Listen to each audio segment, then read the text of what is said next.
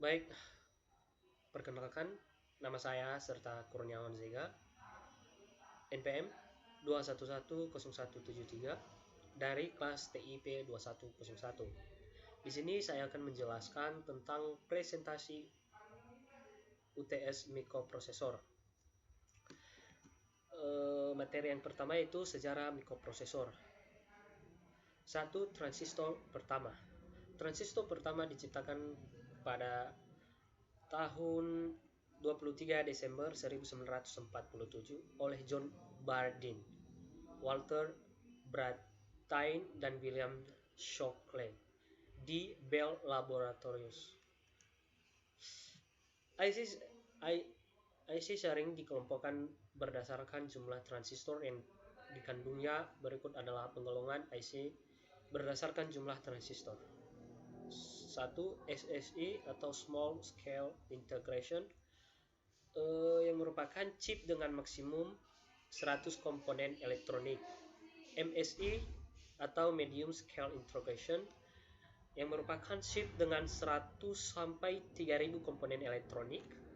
LSI atau Large Scale Integration, yang merupakan chip dengan 3000 sampai 100 komponen elektronik. Dan VLSI atau Very Large Scale Integration, yang merupakan chip dengan 100 sampai 1 juta komponen elektronik.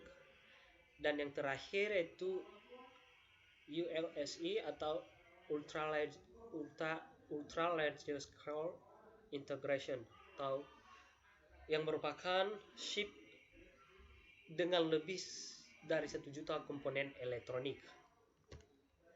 Chip pertama yaitu ditemukan pada tahun 12 September 1958 oleh Jack Kilby, yang membuat IC osilator sederhana 5 komponen yang diintegrasikan. Mikroprosesor pertama pada tahun 15 November 1971, mikroprosesor 4004 atau 4 bit berisi 2300 transistor yang dapat mengelola 4 bit informasi pada kecepatan 740 kHz diciptakan. Intel 4004 pertama. Awalnya 4004 digunakan untuk kalkulator scientific merek Busicom. Kemudian insinyur Intel menyadari bahwa rancangan chip tersebut bisa digunakan untuk beberapa tujuan multipurpose, sehingga terakhir mikroprosesor pertama. Yang kedua, dikemas dalam bentuk DIP atau Dual Inlay Pack Z dengan jumlah kaki 18 buah. Z hanya bisa berantar muka dengan IC atau IC lainnya dalam perangkat ini. Z program hanya bisa dilaksanakan dari ROM ZRAM hanya untuk menyimpan, sehingga susah untuk mengubah program. Intel 8008 dirancang dan dibuat oleh Intel dan diproduksi pada bulan April tahun 1972. Versi awal dari 8008 berjalan pada 0,5 MHz, meski lebih lambat dari 4004, namun 8008 memproses 8 bit data.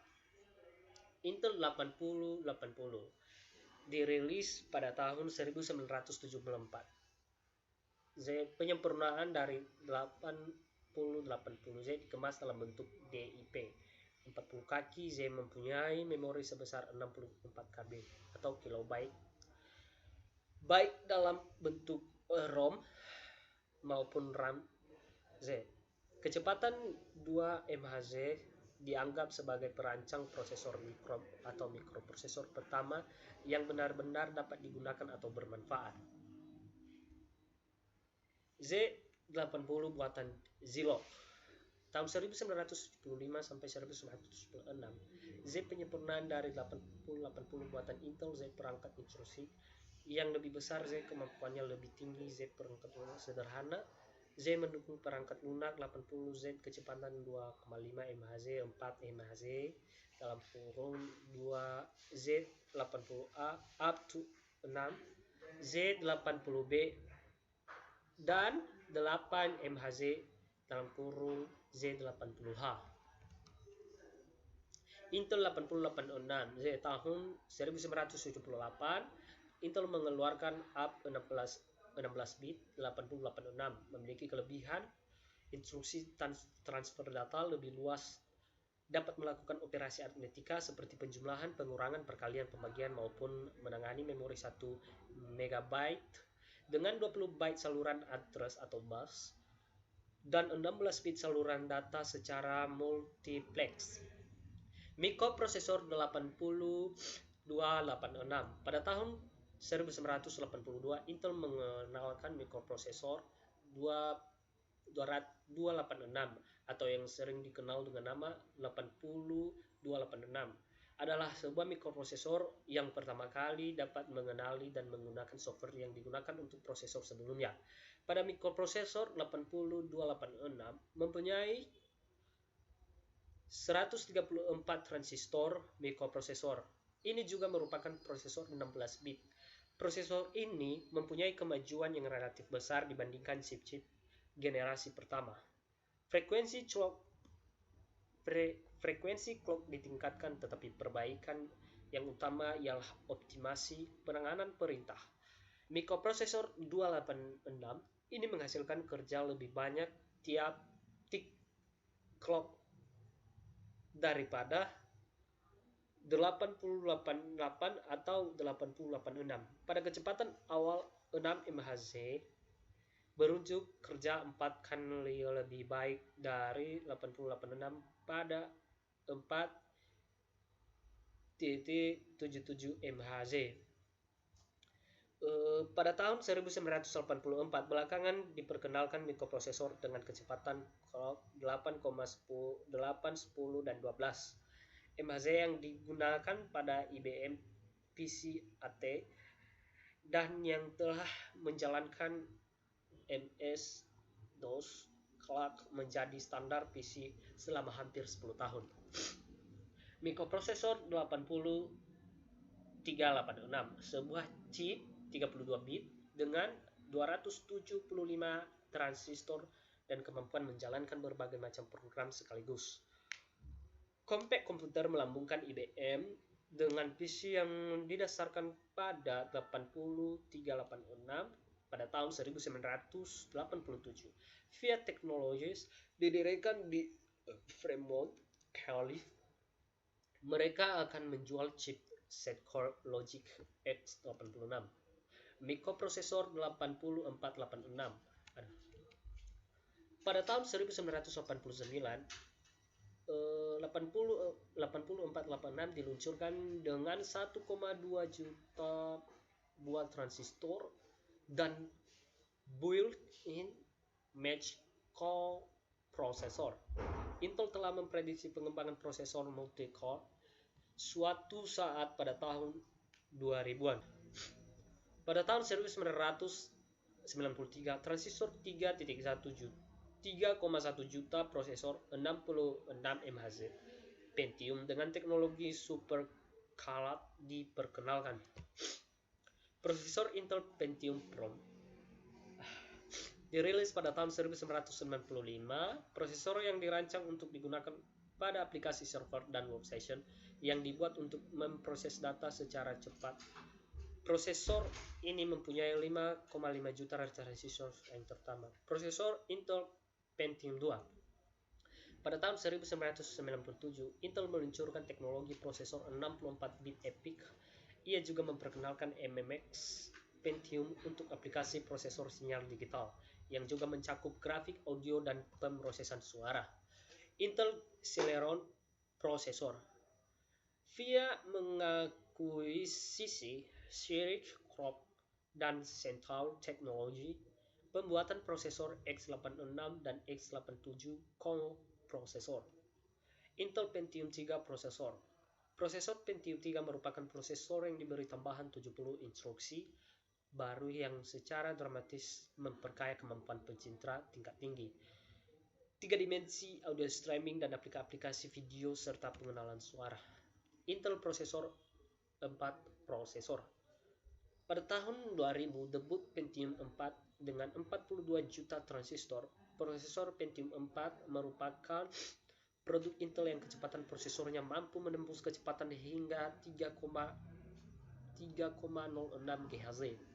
Pertama kali keluar prosesor ini berkecepatan 1,5 GHz dengan format factor pin 423. Setelah itu Intel merubah format factor prosesor Intel Pentium 4 menjadi pin 478 yang dimulai dengan prosesor Intel Pentium 4 berkecepatan 1,3 GHz sampai yang terbaru yang saat ini mampu menembus kecepatannya hingga 3,4 GHz. Intel prosesor dual core. Prosesor berbasis 64 bit dan disebut dual core karena menggunakan dua buah Intel dengan konfigurasi 1 MB LG chipset pada tiap core 80 Fb dan bisa beroperasi pada frekuensi 2,8 GHz, 3,0 GHz dan 3,2 GHz. Pada prosesor jenis ini juga disertakan dukungan hyper-threading. Intel prosesor Core Duo. 2006 Intel memperkenalkan prosesor Core Duo di bulan Juli. Intel prosesor Core 2 Quad. 2007 Intel memperkenalkan prosesor Core 2 Quad di bulan Januari. Prosesor untuk tipe desktop dan digunakan pada orang ingin kekuatan lebih komputer yang memiliki 2 core dengan konfigurasi 2,4 dengan 8 MB LZCC sampai dengan 4 MB yang dapat diakses setiap core, 1,06 GHz front set bus dan thermal design power atau TDP. Prosesor yang digunakan untuk tipe server dan memiliki 2 buah core dengan masing-masing memiliki konfigurasi 2,13 dan 2,4 GHz berturut-turut. Dengan 8 MB LZCC dapat mencapai 4 MB diakses core, 1,6 GHz front side bus dan 10 design power. Perbandingan mikroprosesor kita dapat lihat di gambar berikut. Materi kedua yaitu sistem prosesor dan arsitektur komputer. Arsitektur sistem komputer. Pertama kali kita akan membahas fasilitas arsitektur yang umum bagi semua sistem. Kemudian kita akan melihat variasi dan arsitektur yang diakibatkan oleh perbedaan dalam penggunaan dan ukuran sistem. Ada sejumlah tingkatan dalam kita mempelajari konstitusi dan organisasi sistem komputer. Perbedaan paling sederhana di antara tingkatan tersebut adalah perbedaan antara hardware dan software. Software level dan hardware level. Software level terdiri atas nomor 765 yang dimana nomor 7 itu aplikasi layer, 6 higher order software layer, 5 operasi sistem layer. Untuk hardware layer mencakup 1 sampai 4 di mana nomor 4 yaitu machine layer, 3 microprogrammer layer, nomor 2 digital logic layer, dan nomor 1 physical device. Prosesor terdiri atas 2 elemen utama yaitu control unit atau CPU dan kedua yaitu arithmetica and logic unit atau ALU. CPU dan ALU beroperasi bersama dengan sejumlah komponen prosesor tambahan. Semua komponen prosesor tersebut seluruhnya elektronik. Fungsi prosesor adalah untuk mengontrol penggunaan, penyimpanan untuk digunakan untuk menyimpan data dan instruksi. Kedua yaitu untuk mengontrol rangkaian operasi. Ketiga untuk memberikan perintah kepada semua bagian sistem komputer. Dan keempat itu untuk menyelenggarakan. Materi ketiga itu bahasa assembly. Bahasa assembly adalah bahasa komputer yang kedudukannya di antara bahasa mesin dan bahasa level tinggi, misalnya bahasa C C++, Pascal, Turbo Basic, sebagainya. Kelebihan bahasa assembly: 1. Ketika dikompilasi lebih kecil ukurannya. 2. Lebih efisien hemat memori. 3. Lebih cepat dieksekusi. Kesulitan bahasa assembly dalam melakukan satu pekerjaan: baris program relatif lebih panjang dibandingkan bahasa tingkat tinggi, relatif lebih sulit untuk dipahami, terutama jika jumlah baris sudah terlalu banyak, lebih sulit dalam melakukan pekerjaan rumit, misalnya operasi matematika. Struktur instruksi bahasa assembly terbagi beberapa, yaitu operasi code, source operand, destination operand. Contoh LDAH, operasi source destination instruction. Object code, source object code linear. Assembly program bisa kita lihat di gambar berikut. Software Z80 terbagi atas beberapa menu, yaitu title bar, menu bar, program locator bar, registration satu box, flag registration, instruction satu box, 16 bit register box, special register box, interaction control, tombol reset, tombol int, tombol enemy. Sekarang kita masuk ke materi keempat, bahasa mesin dan assembly. Bahasa mesin. Bahasa mesin terdiri dari kombinasi angka 0 dan 1. Sebagai contoh, perintah untuk memindahkan data dalam BX C adalah 10001010.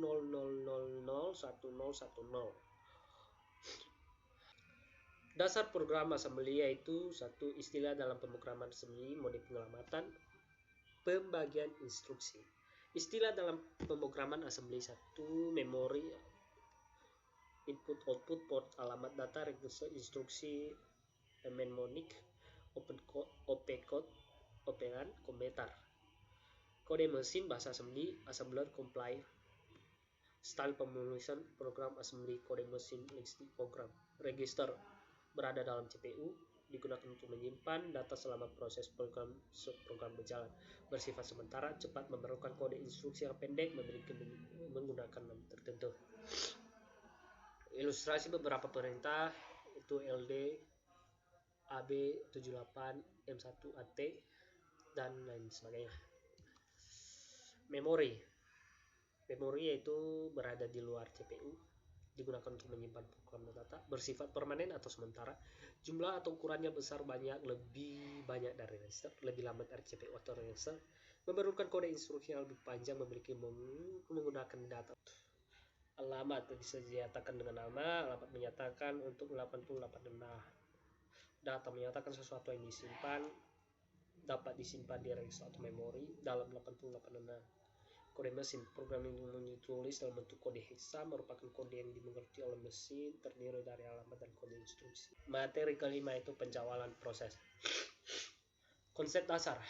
Penjawalan CPU didasarkan pada SO yang menggunakan proses multiprocessing. Pada multiprogramming, selalu akan ada beberapa proses yang berada dalam waktu, sedangkan uniprogramming hal ini tidak akan terjadi karena hanya ada satu proses yang berjalan pada tertentu. Primitive scheduling. Ada empat keadaan yang dipertimbangkan bagi penjawalan oleh CPU, yaitu pada saat proses berpindahan dari keadaan running ke waiting, pada proses perpindahan dari keadaan running ke reading, pada proses pemindahan dari keadaan waiting ke reading, pada proses berhenti.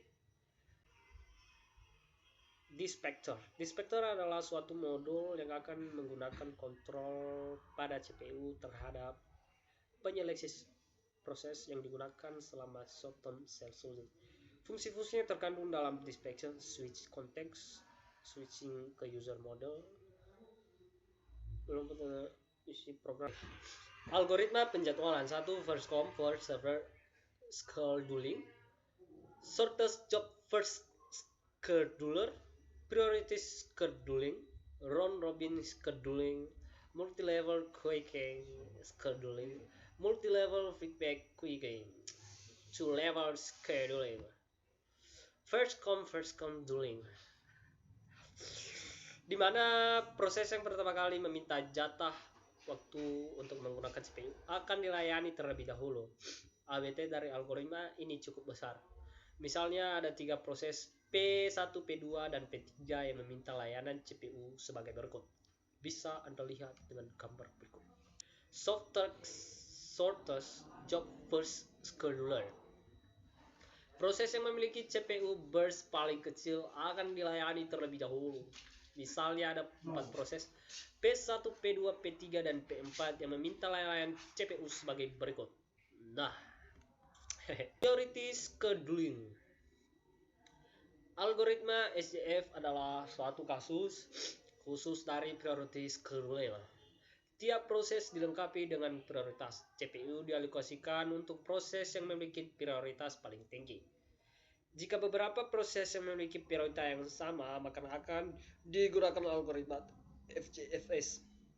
Contoh, jika ada 5 proses P1, P2, P3, P4, dan P5 pada CPU burst. Round robin scheduling. Konsep dasar algoritma ini adalah menggunakan time sharing. Pada dasar algoritma ini sama dengan FJFS. Hanya saja bersifat pre-type, digunakan quantum time untuk mengatasi waktu proses.